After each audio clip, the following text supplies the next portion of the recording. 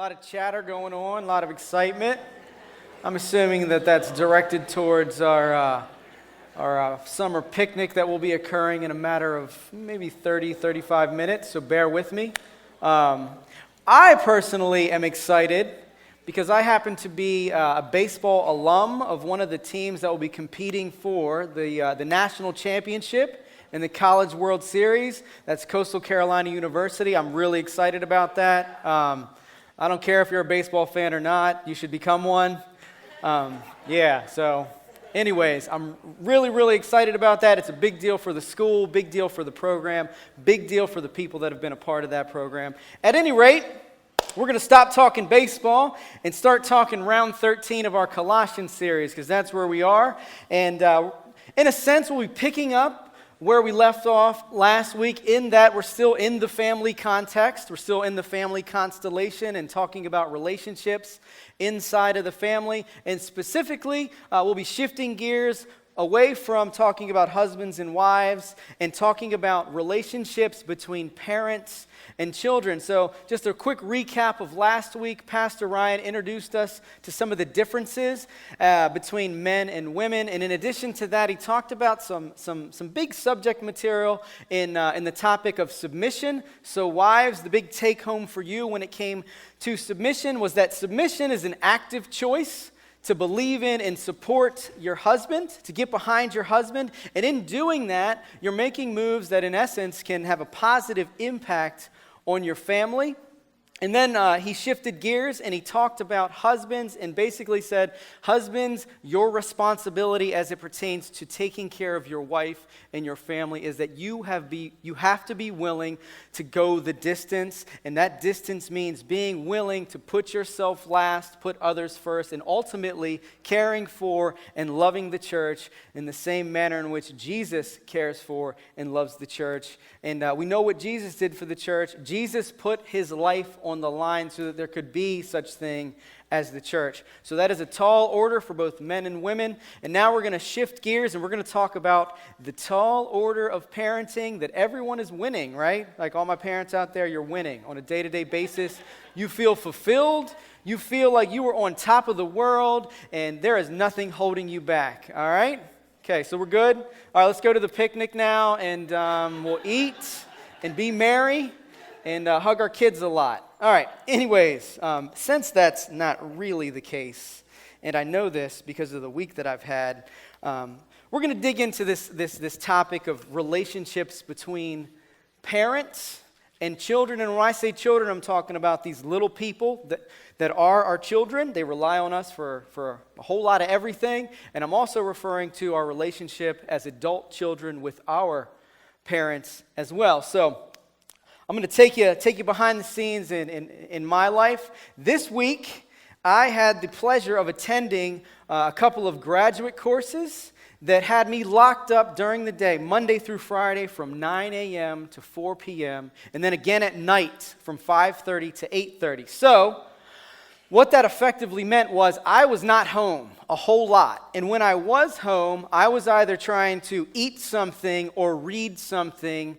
or a little bit of both. And so I'm up late, I'm in class all day, and I'm not really connecting with any of these people that I say that I love and that I say that I'm willing to do anything for. And by the end of the week, by Friday, I literally felt estranged from the people that I'm the most intimate with, namely my wife and my kids. I missed them, they missed me, and so because they missed me so much, and I'm talking about these 5 little girls of mine, they told me a few things about myself, okay? And I don't know if that's ever happened to you, or if you've ever taken advice from a toddler or a 5-year-old or a 6-year-old. They don't really ask you if you want the advice. They just kind of freely dole it out in the hopes that it's going to be helpful. And so, here's what I heard when I finally sat down on my couch. I heard, and this, I'm kind of laughing, but it's really not that funny. I heard, you love your work, or you care about your work more than you care about us. That was one of the things I heard. All right, that's a hard pill to swallow, right? And I'm thinking, no, you are wrong. I am paving the way for the future. I am making moves that are going to put this family in an advantageous position. These are the things that I'm kind of mulling over in my head, which I realize if I would have said them out loud, they would have been very damaging to the little people that are looking me in the face, basically saying, Dad, we really miss you, and we just want to connect with you. But as you can imagine, I felt extremely encouraged, right? I'm like, yes, these people are really encouraging me right now. They decided to take it one step further, and they started adding little adjectives to my work, and they were like, your stinking work, all right? So, I am totally validated at this point in time. I've got the wrong job, I'm making the wrong moves, and I'm not spending time with the right people. God bless my children. And I love them to death. But here's what I noticed about that whole exchange or that whole encounter. A couple of things I picked up on. The first of which was my kids were not blatantly saying, Dad, you don't love us. What they were saying is, Dad, it appears as if you love certain things more than you love us. So they know that I love them, but based on the way that I was spending my time, they're asking questions like, well, he says he loves us, but he spends a lot of time doing thing A, so when we do the math, it seems like he loves that thing more than he loves us. That was one of the things that I picked up on. This other piece that I picked up on, which I think is very positive, and I've known this, but I knew this on a whole nother level this week, is I married way up. And because my wife took care of me. She took care of my kids. At the end of the week, nobody was hurt, everybody was alive, and everybody appeared to be sane, other than the fact that I was the brunt of their ridicule. But my wife, to me, she is the gold standard of what it means to put others first. And I've learned a ton about watching her operate in the context of our family. And so that was a big deal for me. But the big boat rocker, I mentioned this before, was the fact that I have 5 little people that are basically saying, Dad, it appears as if you believe one thing, but the way that you live doesn't really give us evidence of that. Now, granted, I'm home a lot. I mean, we're just coming off of a road trip where that's more than home. I mean, I'm taken hostage in a minivan at that point in time. I am with these people a ton. So I'm not saying that I'm missing the mark collectively, but and I'm not even saying that they're accurate in the assessment that they're making, but I am saying it's worth thinking about from my perspective as a parent. And so let me just simplify my thought process for you. What I'm really getting at is, as a parent, and I think we can apply this to us as human beings, there are certain things that we assert, certain things that we believe, but when the rubber of life hits the road, there is little evidence that indicates that we actually believe what we say we believe. And what I'm getting at there is, our actions are going to preach a message to people that's far more profound than anything we ever say. What we do is going to broadcast our beliefs onto the people that are in our audience. And so, as a parent, what I'm confessing to you all is there are times when I struggle to align what I believe with what I actually practice in the context of my home as I attempt to relate to my children. Because my words are a dime a dozen. I mean, I can easily rattle off the I love yous, the I care about yous, the I'd do anything for you. But when I am absent, those words mean absolutely nothing. And so I started asking myself some other questions. And the first one was, do my beliefs, are they rendered tangibly in my home? Are the things that I believe about how I'm supposed to take care of my kids, is there evidence of that? Or, and what I'm getting at here is, I want my kids to know that my love and affection for them is not something that they have to actively pursue or try to earn. It's something that they get. It's something that they have access to because they're my kids. I love them just because they're my kids. It's not based on anything they're going to do or not do. And so I asked the question, do my kids feel like they have to earn my affection, or is it something that they have open access to? And I'm not giving you any answers. I'm just saying these are the questions I asked myself. And basically, at the end of the day, I'm trying to come up with a response to the question, is my approach to parenting, the way that I interact with my family, is it centered on the gospel and the fact that I can't earn my keep with God and the fact that he's not going to ask me to earn my keep with him? Or is it centered on some criteria that I've formed that basically sets up a bunch of hoops that people have to jump through to feel loved and accepted? So before I go any further, I'm just going to throw this out there. And this, This is me being honest with you. This is my biggest fear as a parent. And maybe this resonates, maybe it doesn't, but I'm going to share it anyway. My biggest fear as a parent is it's not found in what I'm going to explicitly teach my kids about God, because I can do that all day long.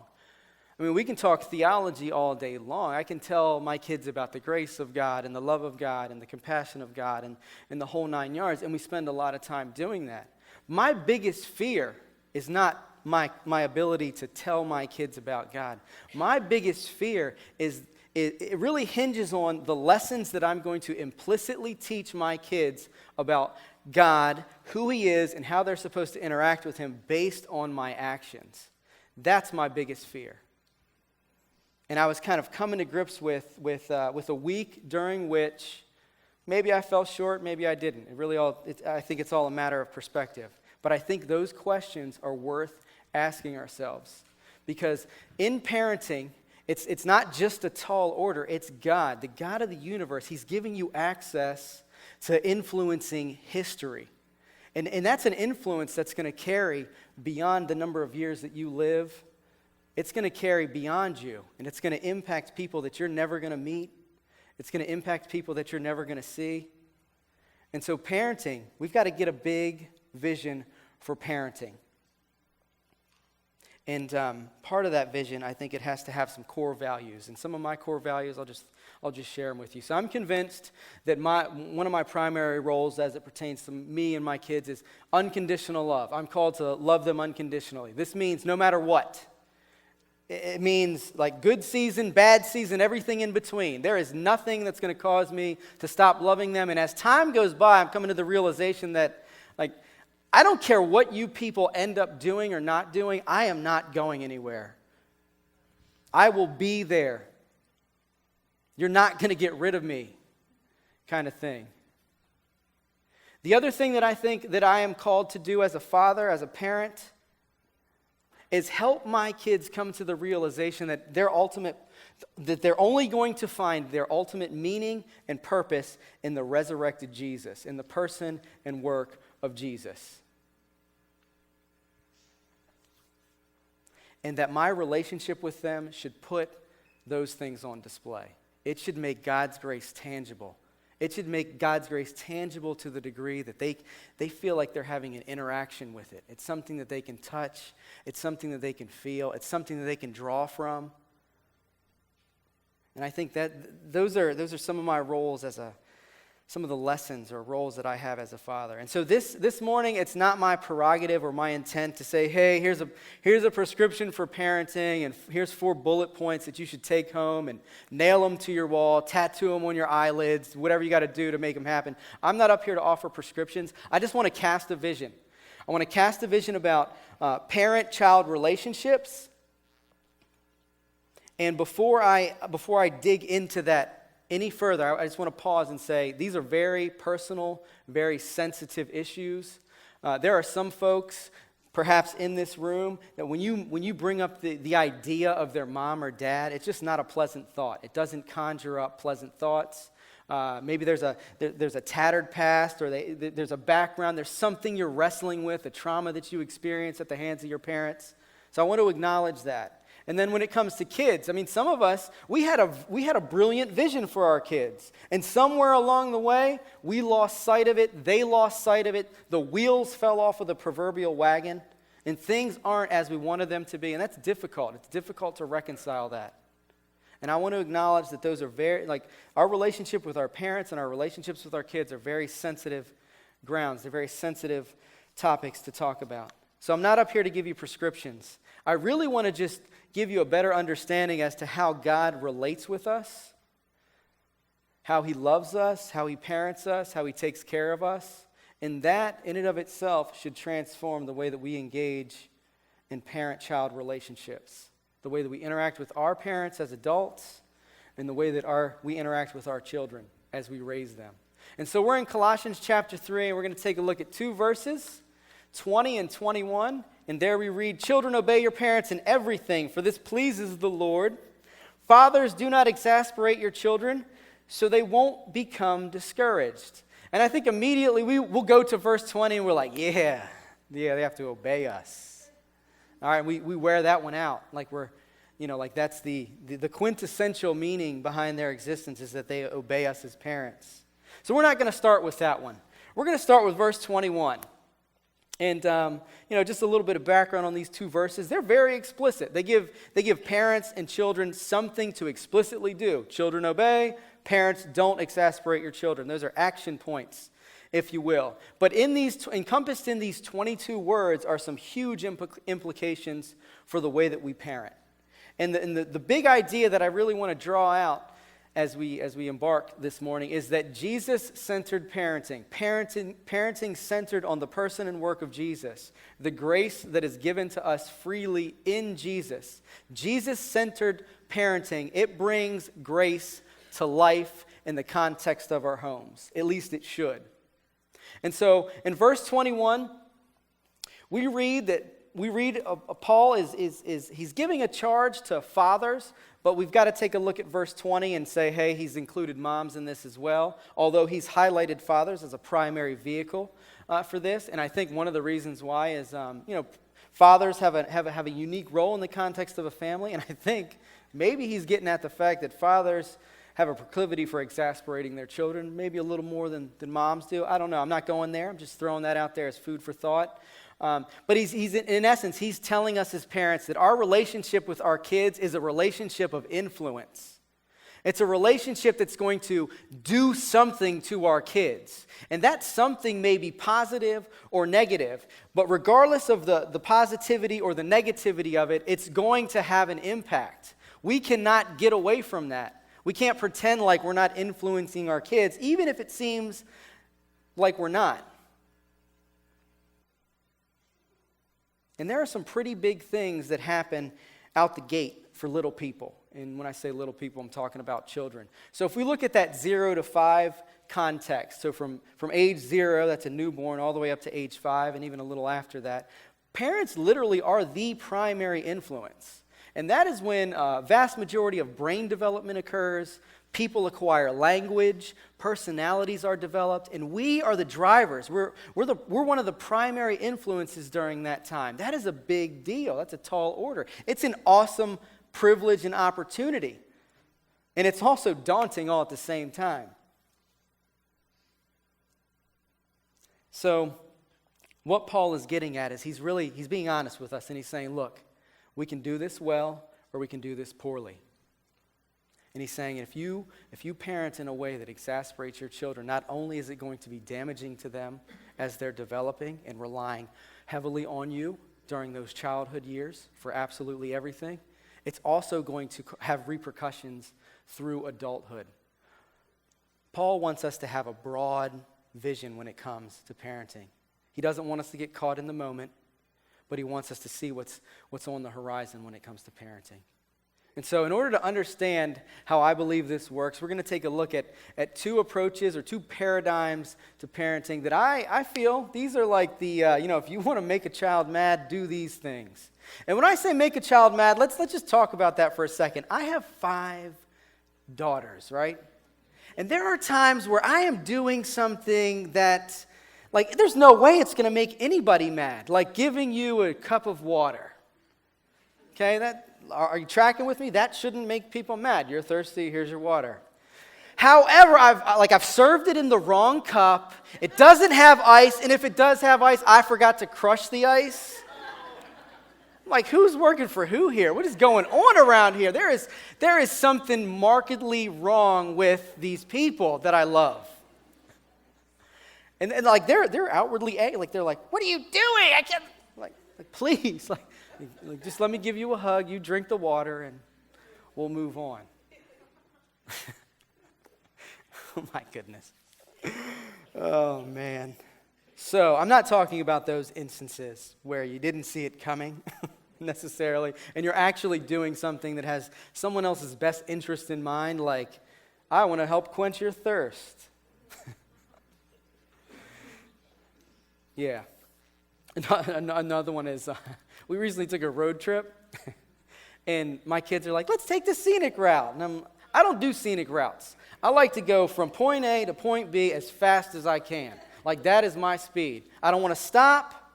I don't want to eat anything. I just want to get there, because when I get there, we can do all that, right? And so I'm like, all right, I got to be flexible, I'm a parent. So they want to do the scenic route, and it is going swimmingly, right? They're like, this is the most beautiful thing we've ever seen. And I'm like, yeah, it's nice, but I'd really like to be there. We could have been there an hour ago. But I never say that out loud. And then we hit traffic. So we're staring at taillights. And they're like, why did we take the scenic route? I'm like, hold up. Like, I got outvoted. I'm the only one in this vehicle that voted for the direct route. Throw me a bone. Come on.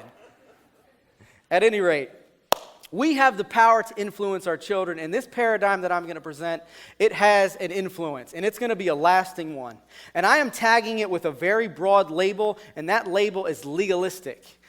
I'm calling it legalistic parenting. And it has some markers. And I'll just run through some of these markers so that you know what I'm talking about. Excessive, severe discipline is one of the markers. Unreasonable, harsh demands, abuse of authority, arbitrariness, unfairness, constant nagging, condemnation, humiliation, and insensitivity to a child's needs. The challenge with legalistic parenting is it puts you in a position where you are so concerned with rules, you miss the boat when it comes to relationship. You'd rather that your kid did thing A, B, and C than actually connect with your child. You look at things, programs that are more oriented towards behavioral modification than they are oriented towards deep heart change and deep connection with your children. And in essence, in a legalistic home, mistakes are not an option. So if you do make one and you're a child living in that context, I mean, of course you're going to tell your parents. Not. I mean, you like this creates deviousness and deceit in a child because they don't feel secure enough to actually come clean with anything. So if they're not coming clean with mistakes with mom and pop, I mean, good luck coming clean with anybody else, let alone coming clean with God when you make a mistake. In fact, it's not just a matter of not being able to make mistakes, but when you do, plan on being humiliated. Because legalistic parents are bent on rules at the expense of intimate relationship. And the thing with these types or this approach to parenting rather is these folks tend to be pretty logical, and they're brilliant when it comes to coming up with a moral reason or rationale as to why they do the things that they do. They always have a good, it's an answer that really hinges on morality, and it's I treat my kids like that because, and they fill it in with some moral exercise that seems to make sense. But the problem with that is they're always right. So they're always speaking from a position of superiority. And what that means is they have a hard time relating with other people. And so they end up building a fence around their home and pointing the finger across that fence and telling their kids why everyone else is wrong and why everyone else doesn't meet up to their standards. And this creates a sense of fear in children. Especially when you're trying to, like we have this thing called the gospel that's supposed to transcend race, culture, sin, right? It's supposed to enter in and like make us who we never would have been without it. But this presents a picture of the gospel that's quite interesting, because these types of people are navigating life and they're freaked out about Hollywood. The gay community or transgender community has these folks terrified. They've pegged movies and music and all types of things, public schools, I mean, you name it, as something that's going to do something to my children. And they never thought about the idea of how the gospel is only capable of doing something to all those things. Like the gospel is the catalyst for change. And so when we approach parenting like that, when we're terrified of the Easter Bunny and Santa Claus, what we're showing our kids is a picture of God that poses him as some like impotent grandfather he's getting really old and he doesn't really make sense anymore. And it used to be nice to sit on his knee and hear his stories, but that's over. You present a gospel that's one-dimensional. And really that gospel is only accessible to people that are like you. It's accessible to people that are willing to work hard to attain God's love and acceptance. And the bottom line is that is not the gospel. It's not a gospel that I want to believe in. It's a gospel that exhausts people and leaves them weak. And when it comes to children, ultimately what it does is it says, it causes them to draw the conclusion that my mom and dad, they only love me when. And you fill in the blank with some form of success. And my mom and dad, they validate me when. And you fill in the blank with some form of success. The problem is the successes are few and far between. Because the legalistic parent has never really taken the time to draw out what the child's actually good at. Or what they're made to do or made to excel in. And I like to illustrate this a little bit. And I, myself, like to think of myself as a non-legalist when it comes to parenting. But I'm just going to tell you about like the natural order of things in my household. So, because we all assign value to things. And it's arbitrary. We'll say like, and by way of our actions or the decisions we make, we say these things are valuable, these things are not. And so I'm going to talk about my two oldest daughters. The oldest is 8. She's athletic. From the time that she was, I don't even know. We were just like, hey, we concluded she's athletic. She likes to climb. She likes to run. She likes to jump. By the time she was 4, she figured out how to climb one of the trees in our yard so that she could do pull-ups. I'm like, what? Like, you're just making me tired. What do you, like, stop. I feel inadequate.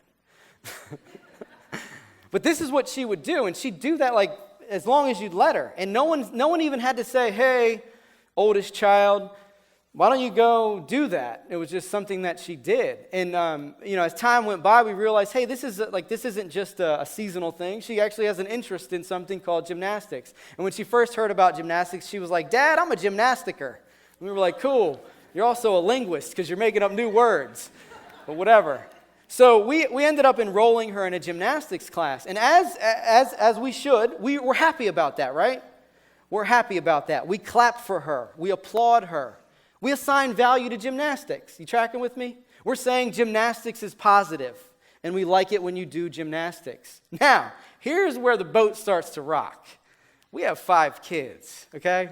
Not all of them are made for gymnastics. So when I'm clapping for the gymnasticker, the non-gymnasticers are like, he doesn't even care about us. He clearly doesn't love us, right? So then you're like, what am I supposed to do? Am I supposed to be neutral about everything? No, I don't think so. I think God is calling us to elicit from our children what they're made to do and help them pursue that within reason. All right, so, you can take that wherever you want to take it. There's some things your children should not be doing, and they're highly interested in.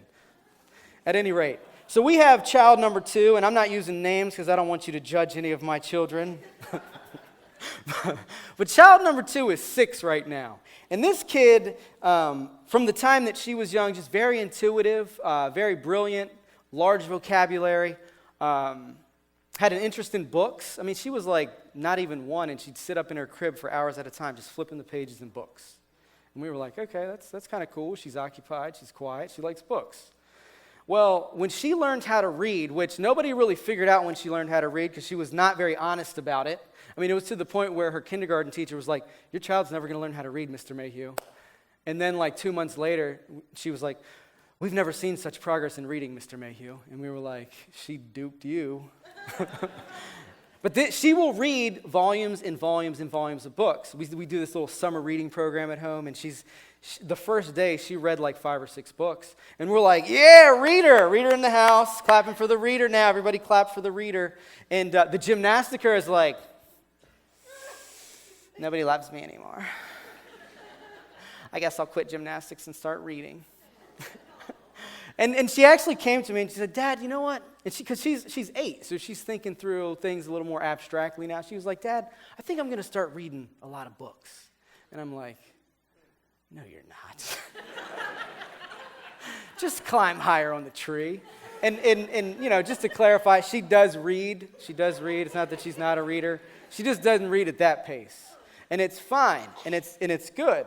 And the point that I'm trying to make here is we we're assigning value in either context. We've basically said, by way of our actions and our response, we value reading and we value gymnastics. Now, there are a world of possibilities. I got 3 others that I haven't even mentioned who don't do either. And so you can only imagine what it's like for them at this point in time. So this is a tall order. Good luck figuring it out. Let me know when you do, because I'd love to hear about it. But let's go back to this idea of legalism. Legalists assign value to things too, and it's the punch list, the checklist, the to-do list, the behavior modification list, the things that you're supposed to be focused on list, and sometimes, which is a lot of times, or all the time, those lists are at odds with building intimate, loving relationships with children. They're at odds with imparting this idea of unconditional love and grace that we see in the way that God loves us. So that's one style of parenting. And, just to tie this back to the text, that method is always going to exasperate a human being because they're never going to feel loved and they're never going to feel accepted. They're going to feel isolated and alone and abandoned. And that's what Paul's talking about. He's saying, don't leave your children hopeless. Don't let it be that when they think of the God of the universe, they feel hopeless and inadequate. Paul is saying when your children think of the God of the universe, they should think of being loved and accepted unconditionally. So there's another paradigm that we can look at when it comes to parenting, and these people are not legalists. These are like the free-range parents. They're the parents that instead of making their children earn their affection, which is what the legalist in effect is doing, they're scared about losing their child's affection. And so they pander and they bend to the every wish, the every beck and call of their children. They have a real hard time saying no. And I tell you what, a tantrum is convincing every single time. And in the back of their mind, they're thinking, I want to be my child's friend forever. We want to be best friends forever. They're like, #BFF, me and my kid.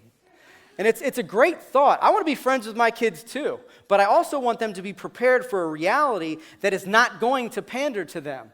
A boss that's going to say, okay, cool, you don't want to do that? Then you don't want to work here.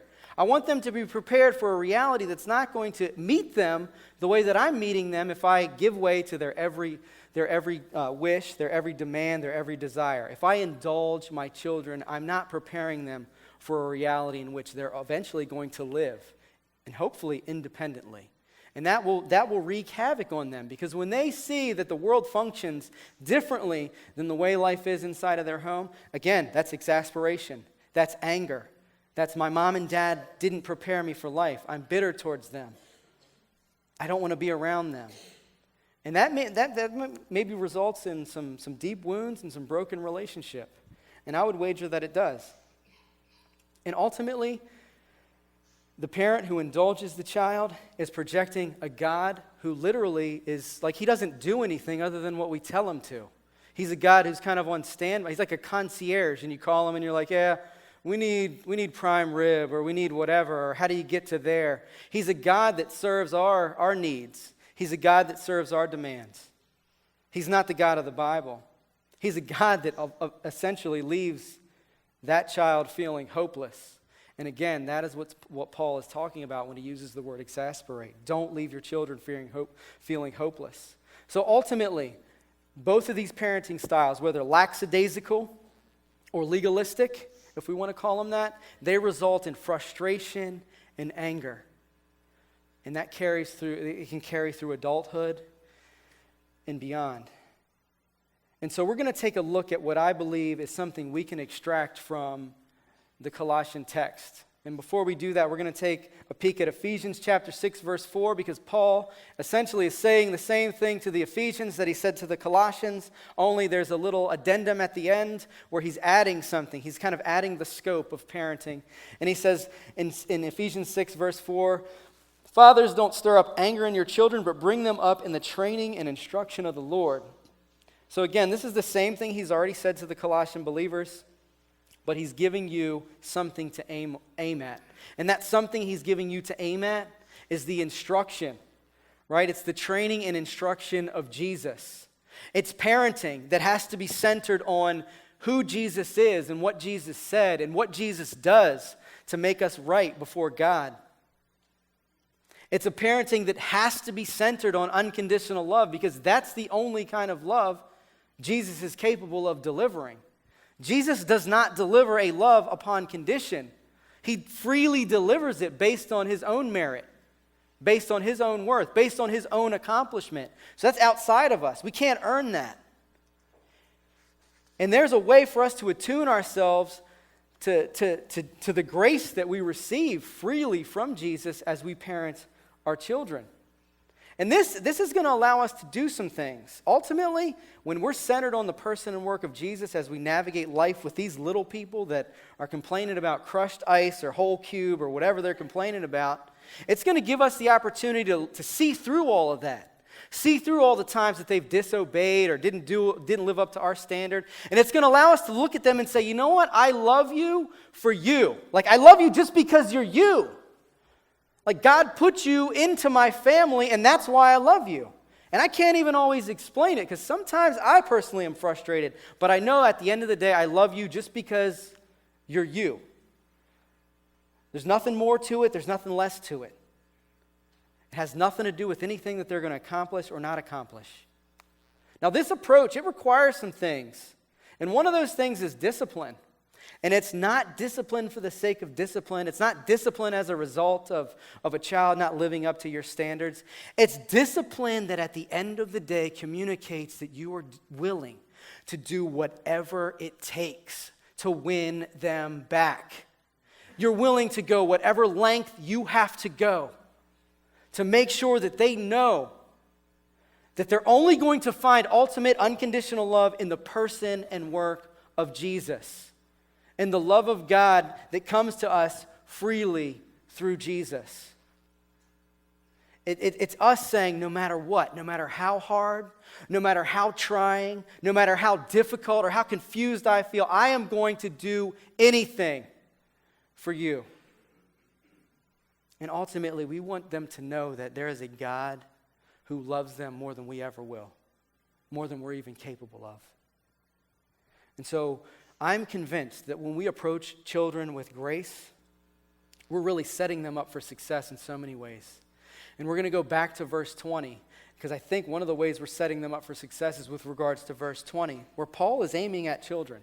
He validates them as members of the church, in a sense, and he says to them, children, obey your parents. And that's mom and dad. That's not just pick a parent to obey and then really consult with the other one about what you're really supposed to do. That's obey both of your parents. That's father, that's mother.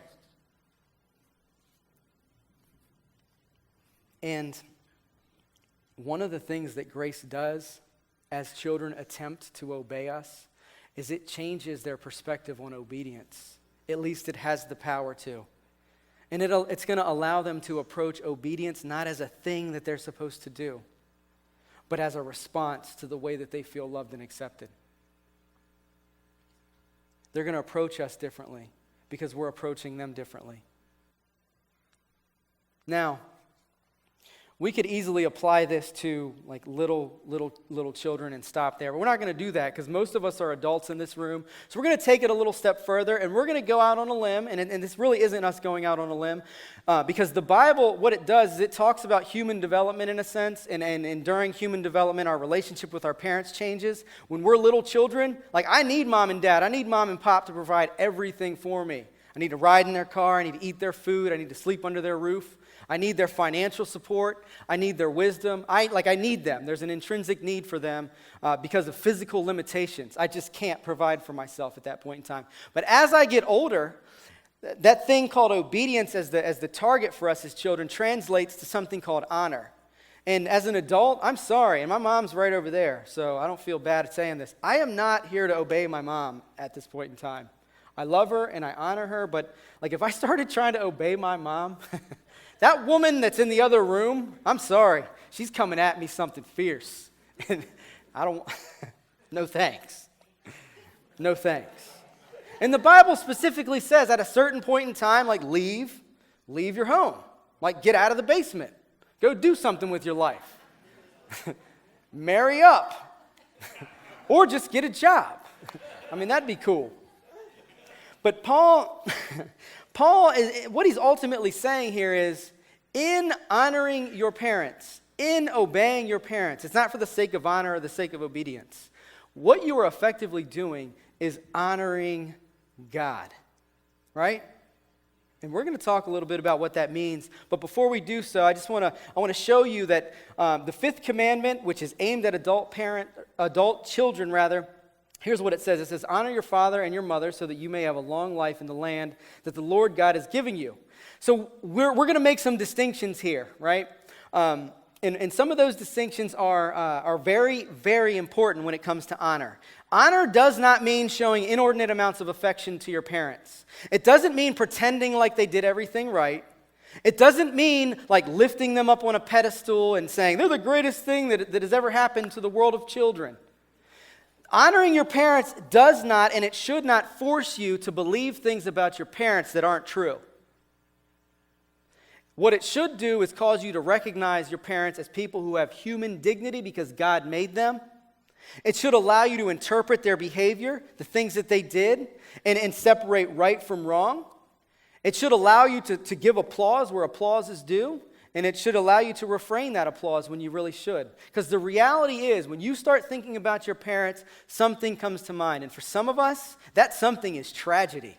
That something is abandonment, it's abuse. You feel like they left you out on your own too soon. When you needed them the most, they weren't there. You know, when you needed a kind word or a loving embrace, you got harsh words and you caught the end of their wrath. That's the reality for some of us. And so for others, like our parents are very admirable. So cool, admire them, applaud them, like clap for them, tell them they did a great job. I think that's fine. But don't pretend like your parents are somebody that they're not. Come to grips with what that experience was like. That's what honoring your parents means. And so as adults, we're called and we're allowed to honor our parents apart from admiration, apart from obedience, apart from trust, because some of our parents weren't very trustworthy. And it's okay. We're called to honor our parents outside of forced feelings and forced opinions about them. And we do this because ultimately it brings honor to God. That's the real driving motivation here, is when I honor my parents, in a sense, some way, somehow, I am honoring God. And so let's talk about some practical ways we can honor our parents. One way is this: pick up the phone and call them. Ask them a question about what you should do with whatever it is that you're doing. And then don't take their advice, because you don't have to. I'm just giving you some freedom here, people. You are free to call your mom and dad today and be like, hey, should I buy the house? And when they say yes, you hang up and you're like, I'm never buying that house. That's okay. You're building a relationship, right? Another thing you can do, pick up the phone and be like, hey, Dad. And I like to try to do this with my dad who's here.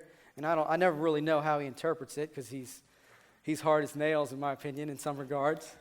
But I love him to death, and he's got a soft heart, and he taught me a ton. But I like to call him up and on a whim be like, hey, thanks for teaching me how to work. Thanks for showing me what it means to show up early and stay late. Thanks for showing me what it means to take care of a family. Did he do everything right? Absolutely not. But he needs to hear, because who else is going to validate him as a parent? There's nobody else out there that's going to be like, hey, Mr. Mayhew, you really killed it in the parenting department. I never was there for any of it. Like, I am the case study for my dad and his parenting experience. So it makes sense, me having been a part of the project that it was, to be like, hey, this is where we really nailed it. This is where we fell short. And I'm really saying, in honoring our parents, we're emphasizing the things that we learned from them that have been helpful to us. All right, those are ways we can honor our parents. Another way, just give them a place at the table. Like, if there's a head at the table, put them there. Who cares if they deserve it? Just put them there. It's a way for you to honor them. And I'm saying all this very candidly and with humor, but I want to say this as well before I go further. These things that I'm talking about aren't for everybody. So Don't take it as the letter of the law. Maybe you're at a place where it's not wise of you to call your parents. It's not wise of you to try to rekindle a connection. Don't. I'm not telling you to do that. But the next thing I'm going to tell you is, it is the quintessential way to honor your parents, and that is forgive them. Interpret what they did through the lens of the gospel and free them from all the pain, all the heartache. Free them from the things that they did that were just wrong. Call them wrong. It's okay. And so forgiveness is the move you can make as an adult child, as an adult who has a relationship with another adult who happens to be your parent. Extend forgiveness. And this applies to everyone. And here's what's going to happen if you decide not to do this. You're going to be embittered, and it's going to last a long time. You're going to be angry at them, and it's going to last a long time. And the reality is, in forgiving them, you think of it like this. You're really doing it more for you than you are for them. Because if you're embittered at your parents, guess what? They're driving the way that you behave. And here's what it translates to. I never got approval and love from my mom or dad, so I'm working really hard in my career, and I'm going to become really, really successful, and then I'm going to tell them about it, and they're finally going to approve of me and finally going to accept me. The challenge is they may never accept you. They may not even know how. And so you are going to be driven until you forgive them by a desire to be loved and approved by them. And I'm not saying that's wrong. You should want to be loved and approved by your parents. I know I do.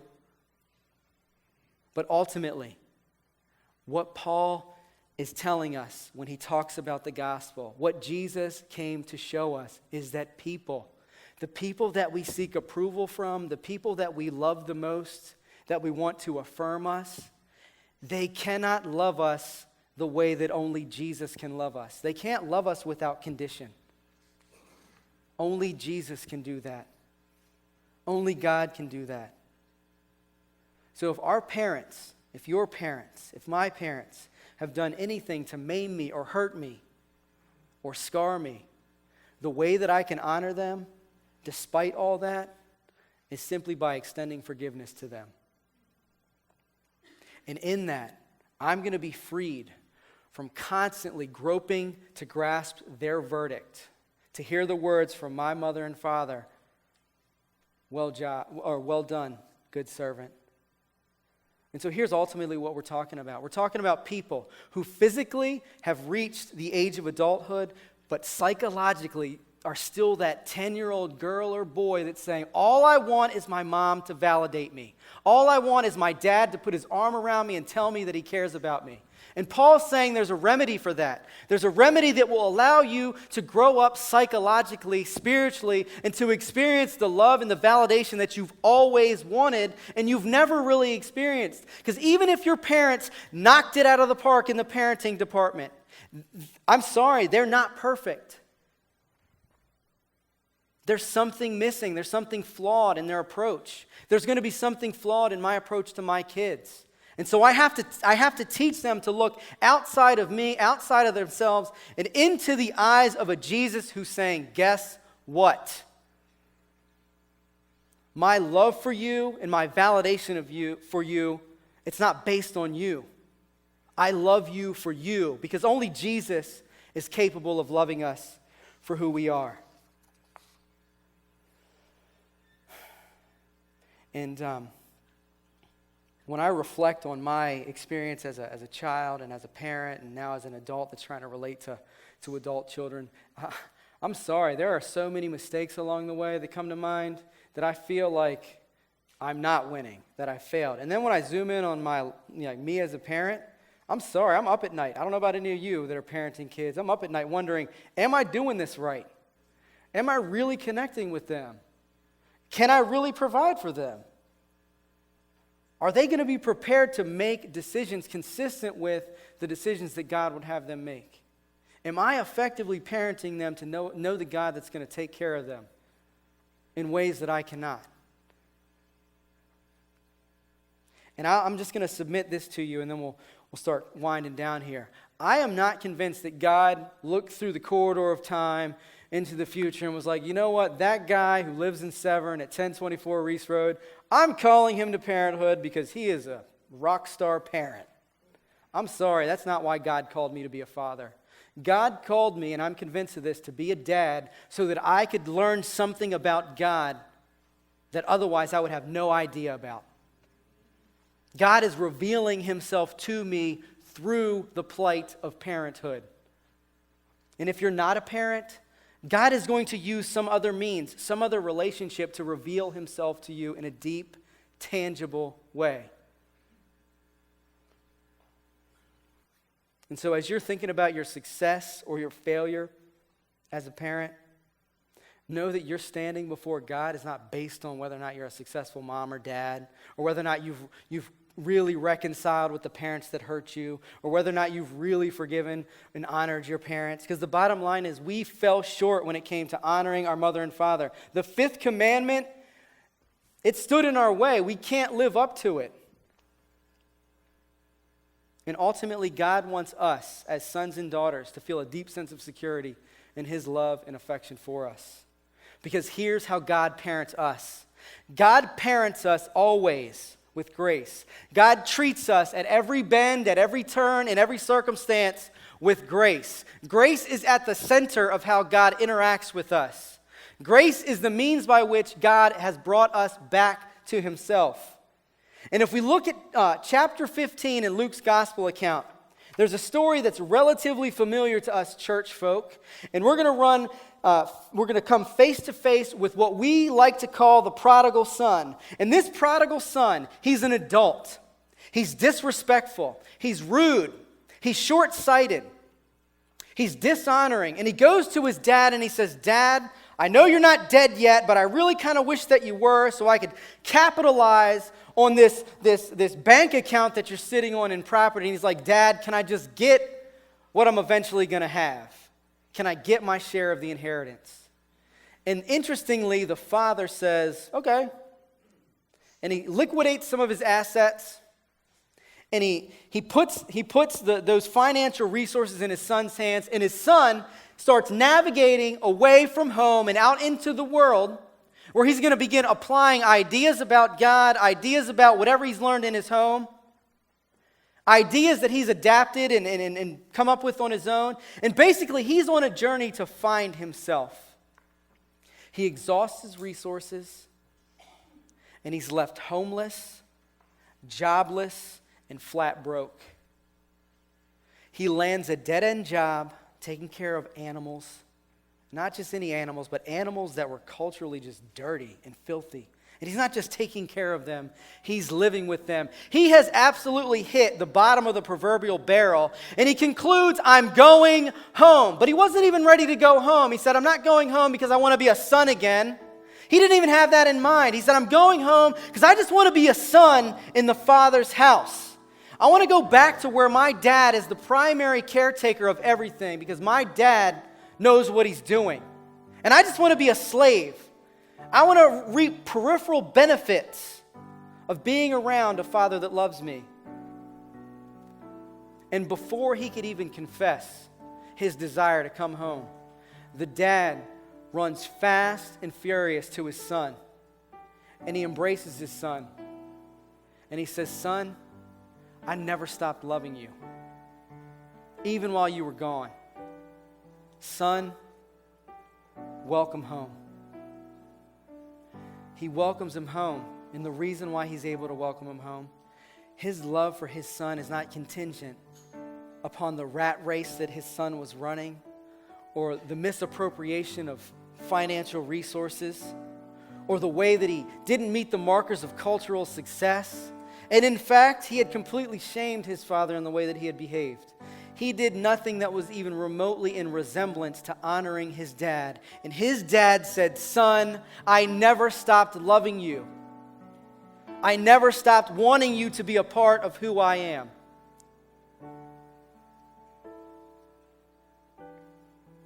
And so that's a picture that I think we really need to hang our hat on. We need to hang our hope on.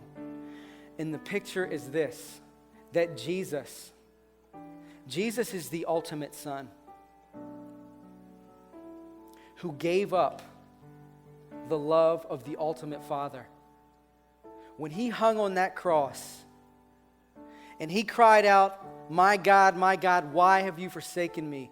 Jesus was forfeiting his right to a love that he had always known. And he did that so that you could experience the love that you've always wanted to know. Jesus forfeited his access to unconditional, undying, I'm never going to let you go love, so that you could experience the unconditional, undying love of the Father. Jesus gave something up so that you could have something that you've always wanted. Jesus showed us unconditional love, and he's freely given it to us, so that now we can tap into that unconditional love and interact with it and experience it and take it to the center of our families and let it influence the way that we relate with our kids and let it influence the way that we relate with our parents as adults, the way that we forgive them, the way that we honor them, the way that we give them a place at the table. Jesus gave up love so that we could be loved. That's all I have for you this morning.